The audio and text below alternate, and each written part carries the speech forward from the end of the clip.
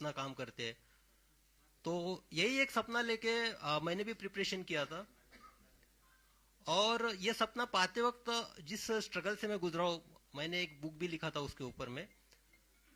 तो रॉकेल के दिए के नीचे पढ़ाई करते हुए मैं यहाँ तक पहुंचा था। और आईपीएस बनने के बाद ये सबसे बड़ा लम्हा था मेरे परिवार वालों के लिए। फिर उसके बाद आईपीएस के बाद मुझे बिहार कैडर अलॉट हुआ, मैं बिहार में आया। उसके बाद मैं लगातार 18 साल तक भारतीय पुलिस सेवा में कार्यरत रहा। तो सबसे पहले मैं तमाम मेरे अपने बिहार वासियों को धन्यवाद देना चाहता हूं, उनका शुक्रिया अदा करना चाहता हूं, जो कि उन्होंने मुझे इतना ज्यादा प्यार दिया, इतना ज्यादा मेरे प्रति विश्वास दिखाया। और दूसरा, आप लोग जो एक न्याय देने की प्रक्रिया के अंतर्गत मैंने लड़ाई लड़ी है सेवा में रहते हुए, उसमें आप सब लोगों का, मीडिया कर्मियों का बहुत बड़ा योगदान रहा है और मैं खुले दिल से एक्सेप्ट करता हूं। तो अभी जब इतने स्ट्रगल के बाद एक आईपीएस मिला है और मैं आईजी रैंक पे था, इंस्पेक्टर जनरल रैंक पे, इसके बाद मेरे लिए अपॉर्चुनिटीज बहुत ज्यादा थी। मैं सेंट्रल में सीबीआई में जा सकता था, आईबी जा सकता था, आरएनडब्ल्यू जा सकता था, central paramilitary forces CISF CRPF है वहां पे भी जा सकता था। अपने आप का जो पर्सनालिटी ग्रोथ था वहां पे हो सकता था। लेकिन मेरा जो मन था वो एक तरह से बेचैन था, क्योंकि मेरा ये पर्सनल मानना है कि जीवन में जो आपकी धरती माँ होती है उसका आपके ऊपर कर्ज होता है। तो धरती माँ के एक माटी का कर्ज वो वहां होता है जहां आपका जन्म होता है, जहां आपकी परवरिश होती है। और दूसरा कर्ज आपके उस माटी का वहां पे होता है जो आपकी कर्म भूमि होती है। मैं मानता हूं कि मेरा जन्म महाराष्ट्र में हुआ, मेरा नाम शिवदीप मेरे माँ पिताजी ने रखा। लेकिन जो शिवदीप नाम है, इसको सही मायने में जो वजूद है, जो एक पहचान है, जो एक आइडेंटिटी है, वो मुझे बिहार ने दी और इस कर्मभूमि ने दी। तो जब मैं इस आइडेंटिटी को देखता हूं, मेरे शिवदीप नाम को देखता हूं, जिसने आप लोगों के माध्यम से भी पूरे देश ने जाना, तो मैं अपने आप के लिए, खुद के लिए नहीं जी सकता हूं।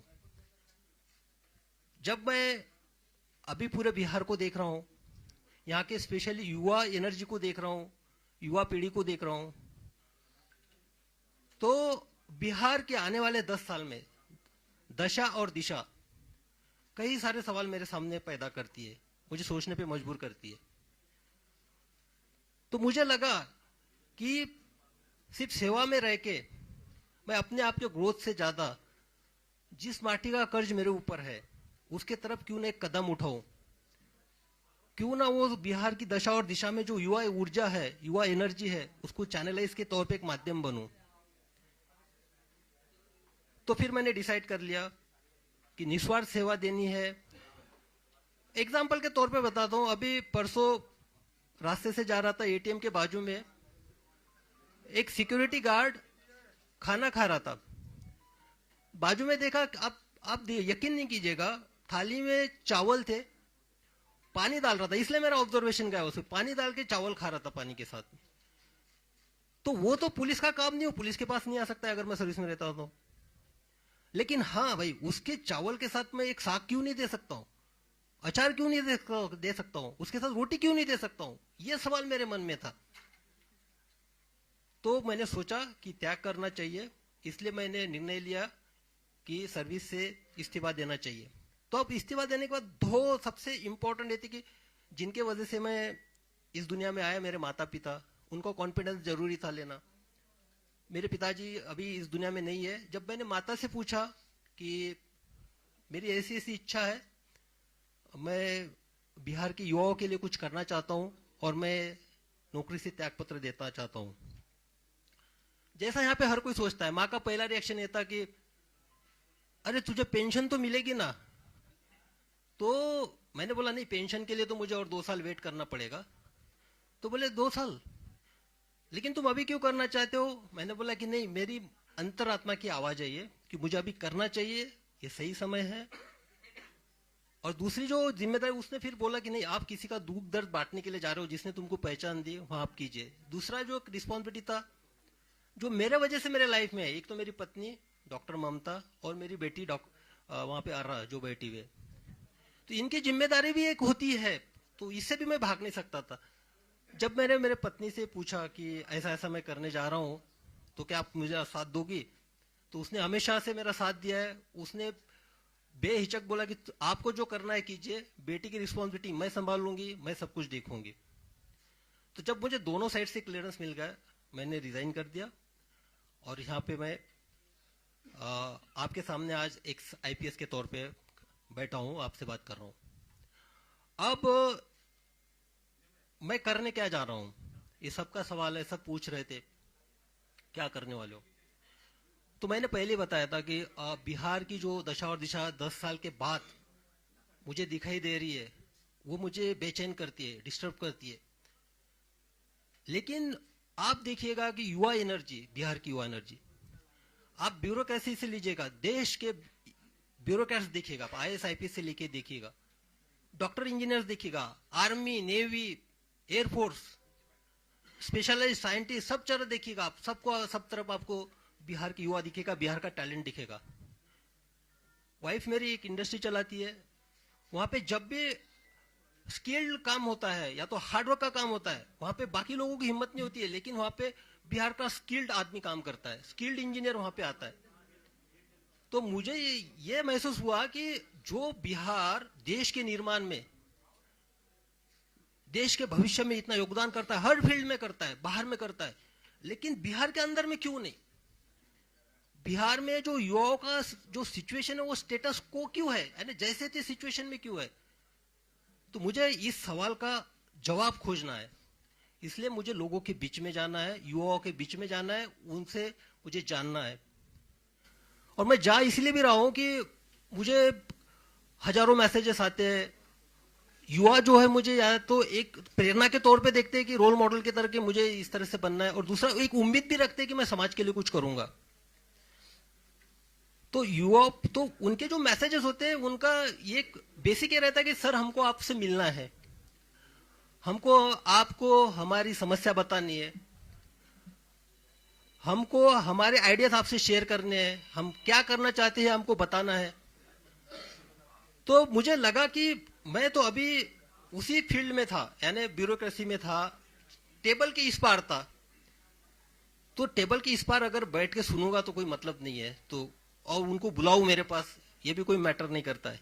तो मैंने डिसाइड किया कि उनके पास जाना चाहिए, जो धरातल से मुझे मैसेजेस आते हैं, जो मेरे साथ कम्युनिकेट करते हैं, जो संदेशा भेजते हैं, उनको मिलना चाहिए, डायरेक्ट मिलके उनसे समझना चाहिए कि क्या हो सकता है, उनकी सोच क्या है, सोच में बदलाव कैसे लाया जा सकता है। तो एक एक उसी तौर पे मैं अभी निकल पड़ा हूं, युवाओं से मैं मिलूंगा। और इसके मेरे जो एक रन फॉर सेल्फ है, एक रन फॉर सेल्फ ये मेरा इंडिविजुअल है, मैं निकल रहा हूं मिलने के लिए।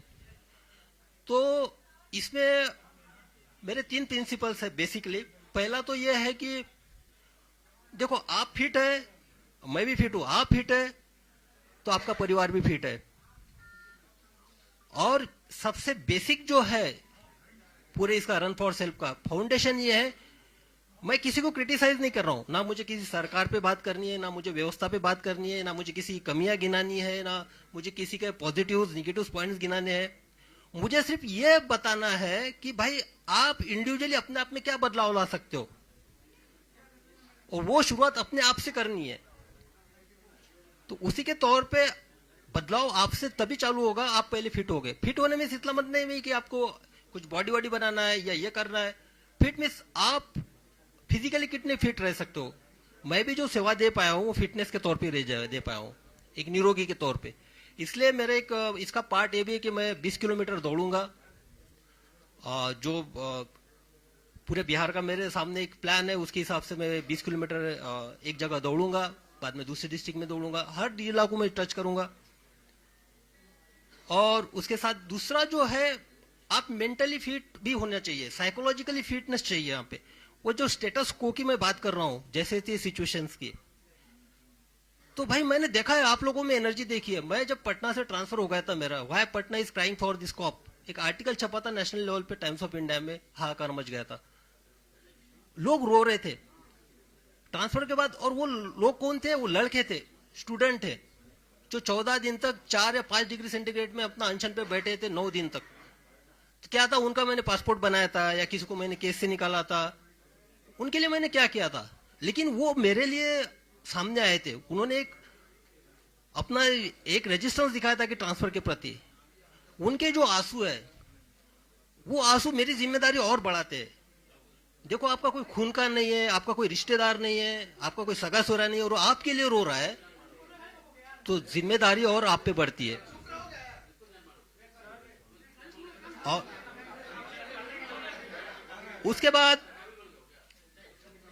तो मुझे ये जानना है कि जो एक डेडिकेशन है, एक साहस है, जो मुझ में मैं युवाओं में भी देखना चाहता हूँ, इसलिए उनको साइकोलॉजिकली भी फिट देखना चाहता हूँ।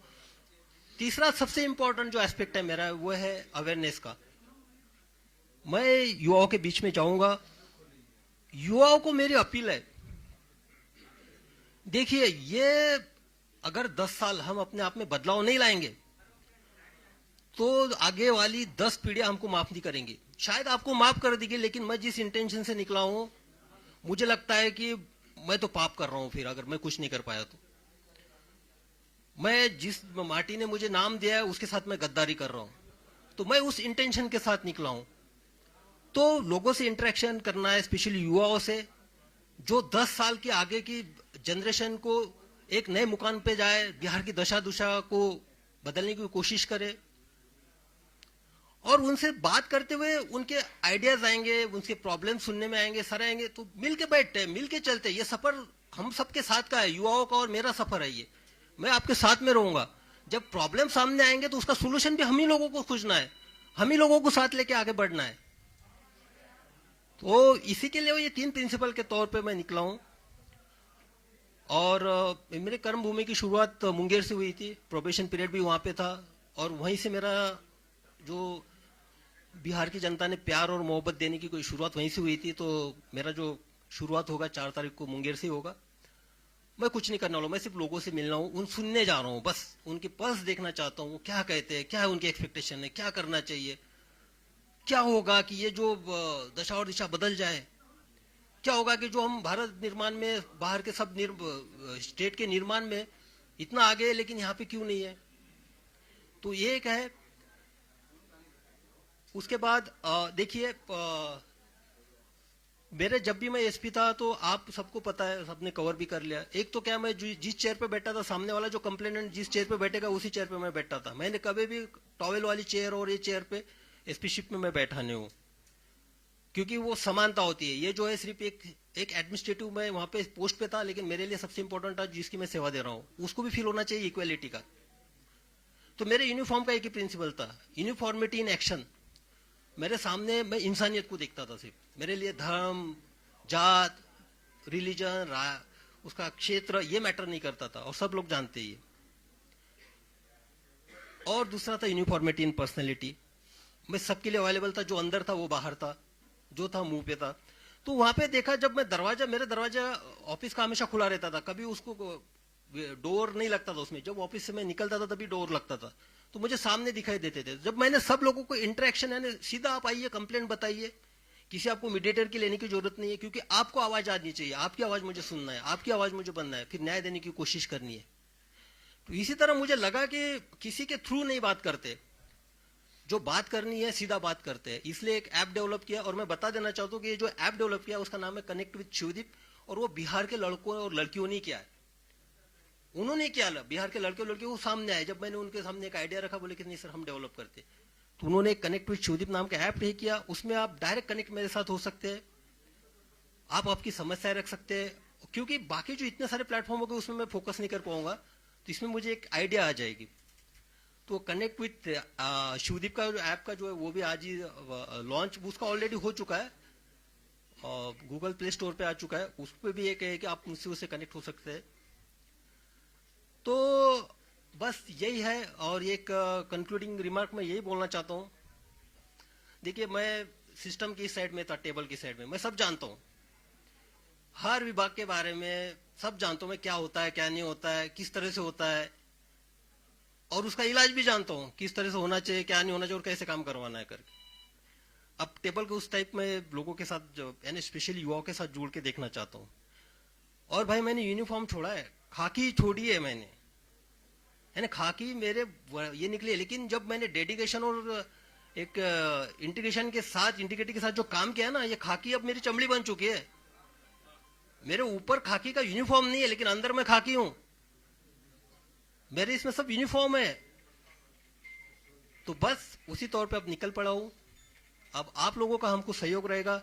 मैं आपके माध्यम से अपील भी करना चाहूंगा, जो बिहार की दशा और दिशा 10 साल में बड़ा बदलना देखना चाहते, अपने आप में बदलाव लाना चाहते, कृपया वो हमसे जुड़े, हमारे साथ सहकार्य करे। हमको बिहार बदलना है, क्योंकि ताकि अगर ये 10 साल हम कर पाएंगे तो आने वाले 10 नस्लें याद रखेंगे कि नहीं उस जनरेशन ने किया था। और आप सबको जानते हैं कि मेरा निस्वार्थ रहता है, स्वार्थ इसके पीछे कुछ है नहीं। तो बस सर आपने कहा कि मैंने फांसी छोड़ी है, तो क्या खादी पहनेंगे क्या निकट भविष्य में? भाई सबसे पहली बात है कि मुझे पहले लोगों से मिलने तो दो, पर्स तो जानने दो लोगों का, क्या उनका क्या कहना है ये तो सुनने दो। मैं तो टेबल की इस पार था, अभी जाने दो, मैं अभी तो निकला हूं मैं। मोटिव ये नहीं होता है, मोटिव होता है निस्वार्थ सेवा, निस्वार्थ सेवा। सेवा का स्कोप उसमें और ज्यादा है सर, खादी पहनने में। खादी के बाद सर आपकी और जिम्मेवारी जो है पूरा कर सके, ऐसा भी तो। देखिए ये जो है ना, ये इस पे नहीं, मुझे पहले पल्स देखने दीजिए यंगस्टर्स की क्या है। यंग जनरेशन यही है, पता है यही है कि पहले से अभी जैसा कि अब ब्रेकफास्ट आप कर रहे हो, ब्रेकफास्ट के वक्त भी अभी लंच की भी खाना चाहते हो, डिनर भी खाना चाहते हो, तो बदहजमी हो जाएगी। पहले भाई देख तो लीजिए आपके पेट का साइज क्या है, आप पचन कर सकते हो कि नहीं कर सकते हो, उसको पहले देखने तो जी युवाओं में क्या एनर्जी है।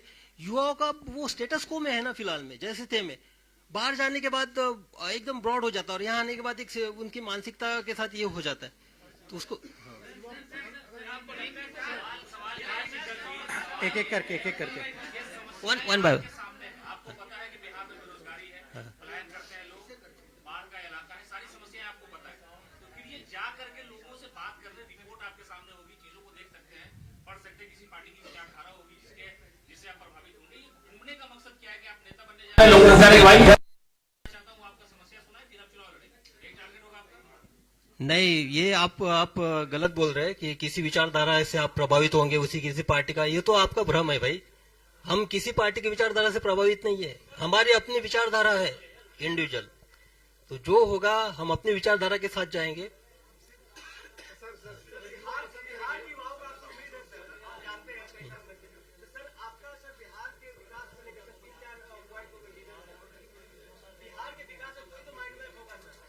बिहार के विकास का अभी पहले मुझे मिलने तो दो लोगों से, तो अब इसीलिए तो मैं निकल पड़ा हूँ। मेरे माइंड में क्लियर है, एक साइड तो मैं जानता हूँ, टेबल की इस साइड में जानता हूँ, वो मुझे पता है। आप हेल्थ सेक्टर लीजिए, एजुकेशन सेक्टर लीजिए, उसके बारे में मुझे पता है कुछ भी।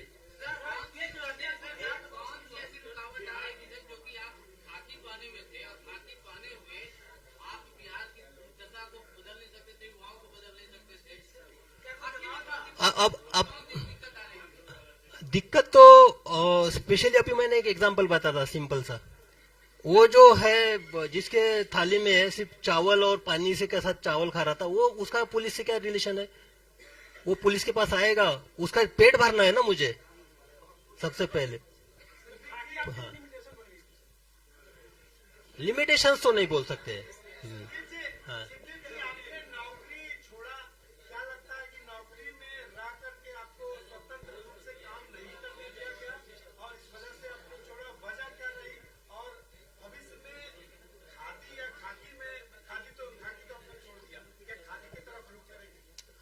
मैं पहले क्लियर चुका हूं, एक माटी का कर्ज उतारने के, इसमें एक मेरा पहला कदम है। और मैंने खाकी छोड़ी है, मेरी चमड़ी खाकी की है, मैं खाकी रहूंगा, मेरा जो फंक्शनिंग होगा वो खाकी का ही होगा, एक्शन भी मेरा खाकी का ही होगा। ये जरूरी नहीं, मेरे कर्तव्य जो है खाकी में जो मुझे कर्तव्य सिखाए वही मेरे कर्तव्य होंगे।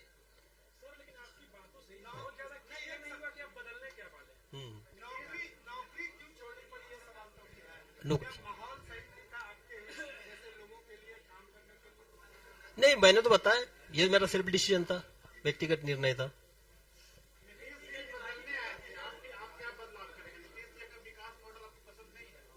अरे भाई, पहले हमको लोगों में जाने तो दीजिए, यंगस्टर्स में मुझे जाने दीजिए, यंगस्टर्स में।